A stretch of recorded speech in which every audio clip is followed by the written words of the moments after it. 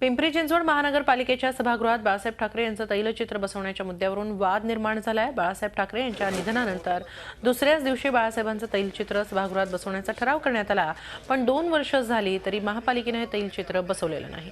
त्यामुळे नव्या वादाला तोंड फुटलंय। तब्बल 35 वर्षांपूर्वी महापालिकेच्या स्थापनेला पालिकेच्या सभागृहात सावित्रीबाई फुले यांचं तैलचित्र बसवण्याचा ठराव करण्यात आला होता। मात्र सावित्रीबाई फुलेंचं तैलचित्र बसवण्यासाठी पालिकेला 35 वर्षांचा काळ लागला।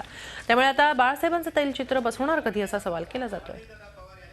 बाळासाहेबांचं तैलचित्र हे या ठिकाणी लागलंच पाहिजे आणि ते झाल्यानंतर त्या ठरावहून आज जवळजवळ 2 वर्ष झाली। मग 2 वर्ष झाल्यानंतर एकीकडे तुम्ही जर का सावित्रीबाई फुलेंच्या तैलचित्राला 35 वर्ष वाट बघावी लागली, तर तसंच आम्हाला बाळासाहेबांच्या तैलचित्र लावण्यासाठी 35 वर्ष वाट बघायला लागणार आहे का, असा प्रश्न माझ्या मनात निर्माण होतो। झी 24 तास रहा एक पाऊल पुढे।